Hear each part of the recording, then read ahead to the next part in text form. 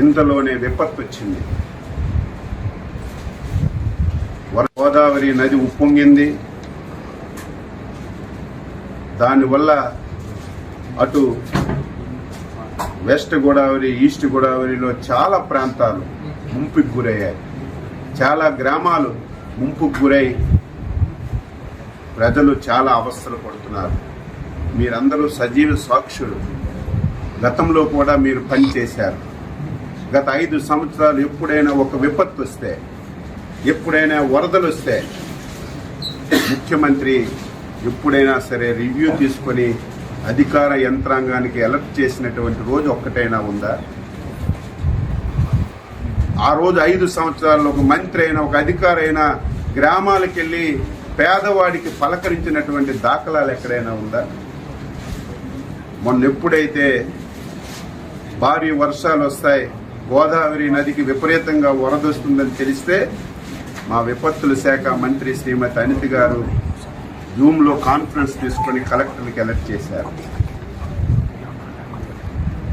ఏవైతే ముంపు ప్రాంతాలున్నాయో, ముంపు మండలాలున్నాయో అధికార యంత్రాంగానికి అప్రమత్తం చేసి ఏ ఒక్క ప్రాణ నష్టం జరగకూడదు, వారందరికీ సురక్షిత ప్రాంతాలకి తరలించడమే కాదు, మీరు చూశారు గతంలో వరదొస్తే తరలించి వారికి బస్తాల్లాగా ఒక స్కూల్లోనో కొట్లోనో పెట్టేయడమే తప్ప ప్రభుత్వాలు చూడక ఆర్తనాదాలు విన్నాం.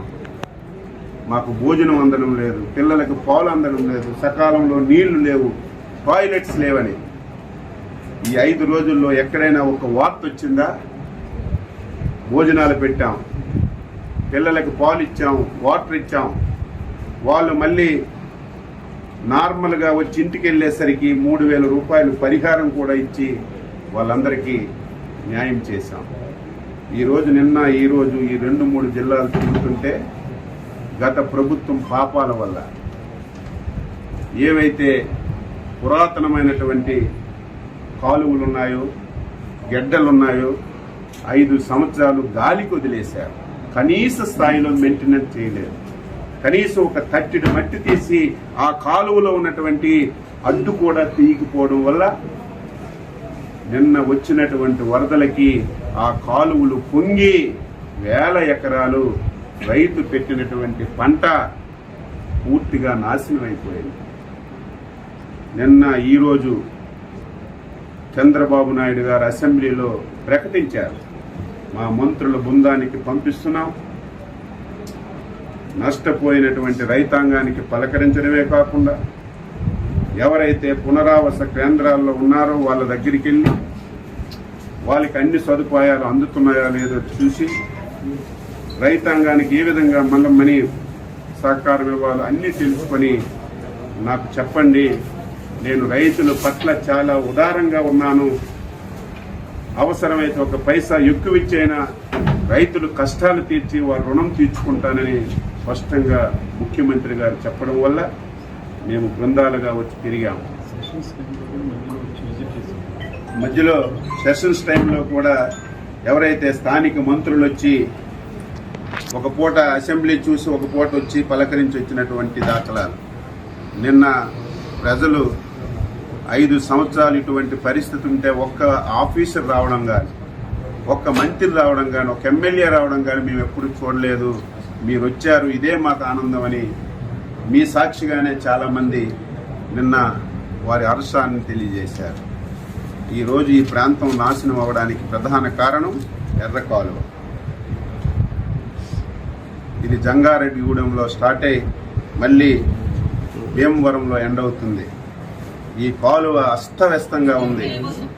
ఈ కాలువ వల్ల సుమారుగా 20 నియోజకవర్గాల్లో ప్రతి సంవత్సరం చేతికొచ్చిన పంట పోతుంది, పెట్టుబడి పెట్టిన పంట పోతుంది.